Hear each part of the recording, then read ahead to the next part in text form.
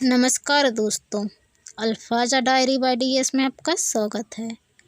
आज की ज्ञानवर्धक कहानी का नाम है टिंगसू और चाय।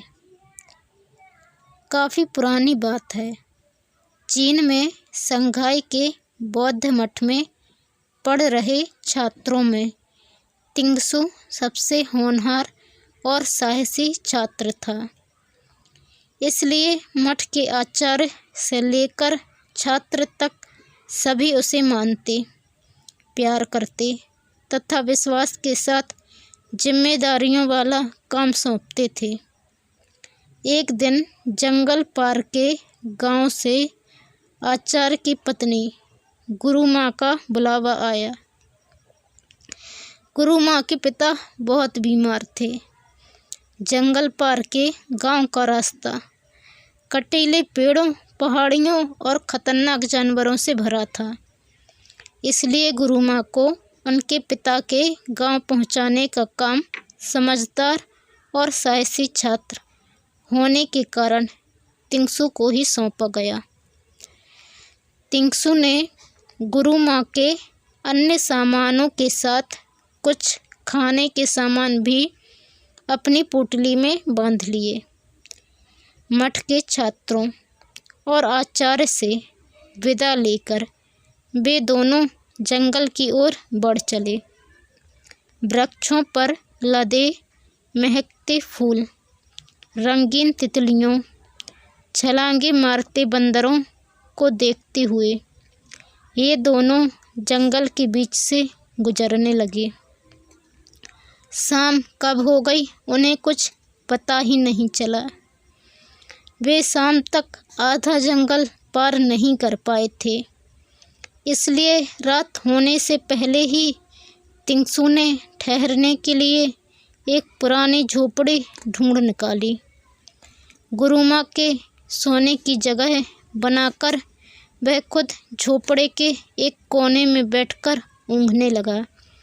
धीरे धीरे उसे नींद भी आ गई। सवेरे धूप आने पर टिंगसू की नींद खुली। उसने गुरु माँ को जगाने के लिए आवाज़ दी, लेकिन उनका तो सारा शरीर नीला पड़ चुका था और सांसें चलनी बंद हो गई थीं।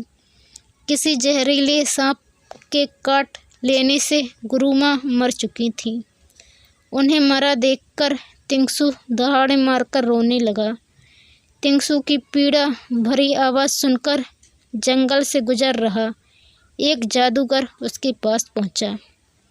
वह जादूगर को देखते ही उसके पैरों से लिपटकर और ज़ोर से रोने लगा। जादूगर के पूछने पर टिंगसू ने अब तक की पूरी बातें बता दी।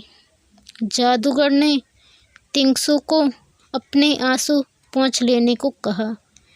फिर उसने सामने खड़े जंगली सहतूत के पेड़ की तरफ इशारा करके कहा, सहतूत की हिलती डाली को देखो, इसी पर तुम्हारी गुरु माँ की जान गुमसुम बैठी है। टिंगसू ने गुरु माँ की जान को बहुत देखने की कोशिश की, लेकिन उसे कुछ नहीं दिखा। जादूगर ने फिर कहा, तुम नहीं देख पाओगे, लेकिन मैं साफ देख रहा हूँ।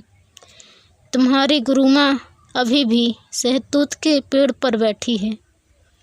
जादूगर ने टिंगसू को ठाठस बंधाते हुए कहा, घबराओ नहीं, तुम्हारी गुरु माँ फिर अपने शरीर में लौटकर जीवित हो जाएगी। मैं तुम्हें एक मंत्र बताता हूँ, जिसे तुम 2 दिन 2 रात बिना रुके जपते रहोगे तो गुरु माँ की जान फिर अपने शरीर में वापस आ जाएगी।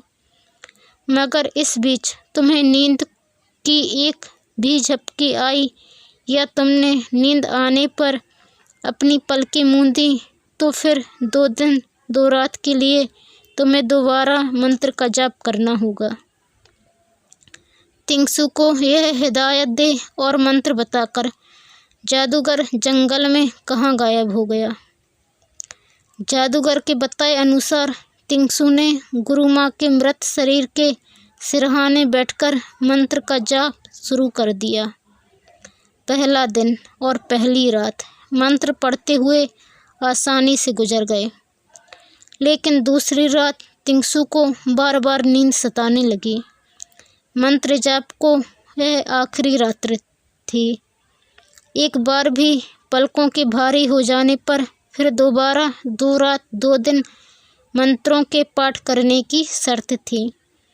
यह सोचकर कि ना पलकें रहेंगी ना नींद आएगी, तिंगसू ने खाने की पोटली से चाकू निकालकर आँखों की दोनों पलकें काट डालीं और उन्हें झोपड़े के एक कोने में फेंक दिया। अगले दिन सूरज के उगते ही गुरुमा जम्हाई लेते हुए ऐसी जगी जैसे गहरी नींद से उठ रही हूँ।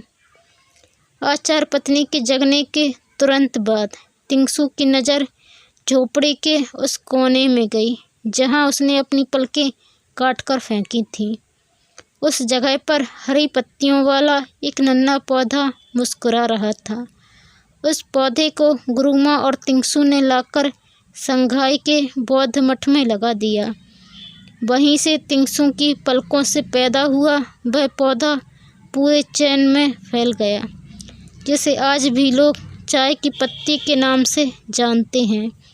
और तिंगसू की नींद से जुड़े होने के कारण ही चाय पीने पर अब भी कुछ देर के लिए लोगों की नींद उड़ जाती है।